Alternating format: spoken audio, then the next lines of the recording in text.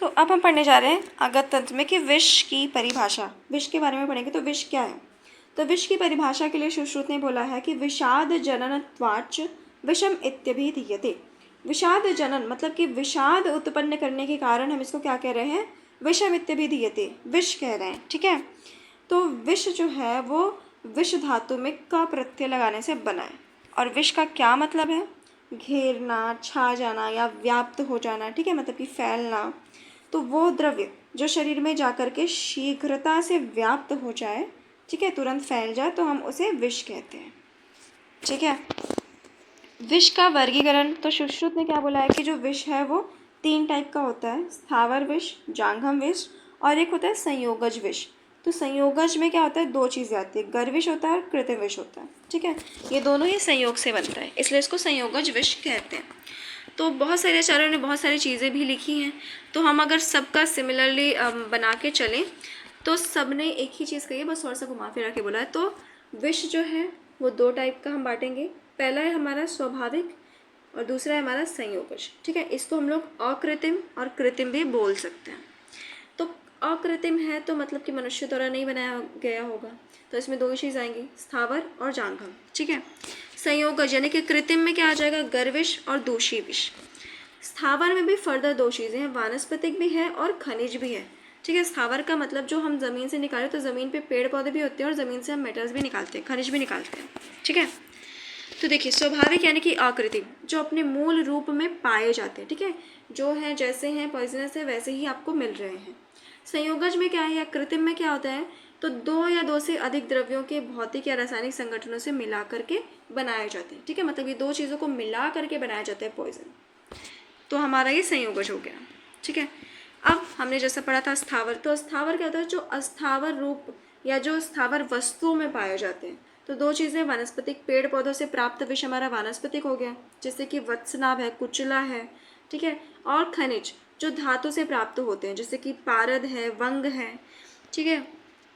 उसके बाद है जांघम, जो जीव जंतुओं में पाए जाते हैं ना, वो जैसे कि सांप है, बिच्छू है, ठीक है, मकड़ी है, लूथा, ये सारी चीज़ें। अब गर्विष क्या होता है? तो गर्विष का मतलब है कि विष रहित, मतलब कि जो विष नहीं है उनके द्रव्यों के संयोग से क्या हो जाता है? विष उत्पन्न हो जा रहा है। जैसे कि मधु और घृत, इसको सम मात्रा में मिलाएंगे तो क्या हो जाएगा? संयोग करेंगे तो ये विष के समान हो जाते हैं।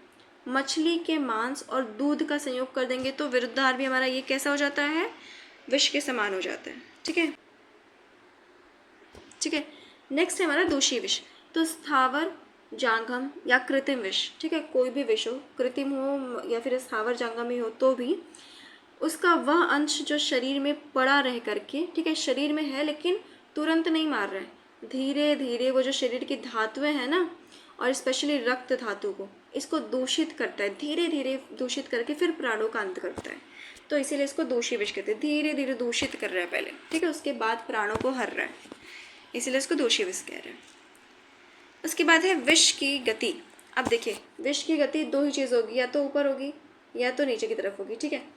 तो अब देखिए, ऊपर कौन है नीचे कौन है, कैसे याद रखेंगे? तो जो हमारा स्थावर होता है वो आपको पता है पेड़ पौधे होते हैं। ठीक है। तो पेड़ पौधे जो होते हैं उनकी जो जड़ें होती है वो हमेशा नीचे होती हैं। जितना नीचे जाएगा उतना ये इसको बल मिलेगा, तो इसीलिए स्थावर की जो गति हो जाएगी वो नीचे की ओर हो जाती है। जांघम, जितने भी जानवर होते हैं सब उछल कूद ही करते हैं ऊपर की तरफ, तो इसलिए जो जांघम यानी कि जंगम की जो गति है वो ऊपर की तरफ हो जाएगी। ठीक है। तो जांघम विष के संपर्क में आने पर ऊपर की ओर गति हो जाती है, और मूलज या स्थावर विष के खाने पर क्या हो जाता है? नीचे की ओर गति होती है। ठीक है। विष के पर्याय क्या हैं?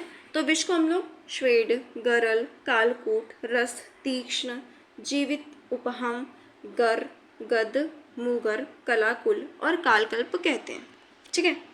इसके अगर हम इंग्लिश में सिनोनिम देखें पॉइजन के, तो पॉइजन टॉक्सिक वेनम इसको कहते हैं। उसके बाद है विष के गुण। तो देखिए, चरक ने क्या माने हैं? चरक ने बोले हैं कि लघु, रूक्ष, आशु, विशद, वैवाई। उसके बाद है तीक्ष्ण, विकासी, सूक्ष्म, उष्ण और फिर अनिर्देश रस। ठीक है, मतलब कि जिसके रस को ना बतलाया जा सके, बताया नहीं जा सके कि कैसा है, तो उसको उन्होंने लिख दिया अनिर्देश्य रस। लेकिन सुश्रुत ने क्या बोला है? सुश्रुत ने तो चरक के 9 गुण माने ही हैं, लेकिन ये जो अनिर्देश है उसको नहीं माना है, उन्होंने अपाकी माना है। ठीक है। और वाग्भट इन्हीं के जैसा है, सुश्रुत के जैसा ही है, ठीक है। तो देखिए एक बहुत इंपॉर्टेंट क्वेश्चन बनता है, विष, मध्य और ओज के गुण में क्या डिफरेंस है, ठीक है। तो जो विष है और जो मध्य है दोनों के सेम ही होते हैं लगभग, लघु लघु, रूक्ष रूक्ष, उष्ण उष्ण, तीक्ष्ण का वही है, सूक्ष्म का वही है, आशुकारी, वैवाही, विकासी और विशद। अब ये जो अनिर्देश्य रस है उसकी जगह पे यहाँ पे अम्ल हो जाते हैं, ठीक है। अब देखिए ओज की बात करेंगे तो ये बिल्कुल ही अपोजिट हो जाता है इन दोनों से। लघु का गुरु, रूक्ष का स्निग्ध हो गया, उष्ण के लिए शीत हो गया, तीक्ष्ण के लिए मृदु हो गया, सूक्ष्म के लिए बहल हो जाता है, ठीक है। ये सूक्ष्म था और ये बहल हो जाता है। आशुकारी तो ये प्रसाद हो गया, वैवाही था तो ये स्थिर हो गया, और विकासी था तो ये श्लक्ष्ण हो गया। विशद के लिए पिच्छल है, और अम्ल का उल्टा मधुर होता है, ठीक है, खट्टा मीठा, तो मधुर हो जाता है, ठीक है।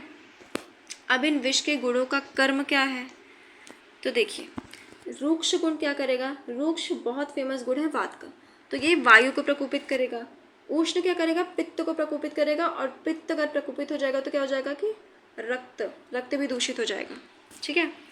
तीक्ष्ण गुण क्या करेगा, तो तीक्ष्ण है तो बुद्धि को मोहग्रस्त करेगा और मर्म बंधनों को काट देता है, क्योंकि तीक्ष्ण गुण है ना ये, इसलिए।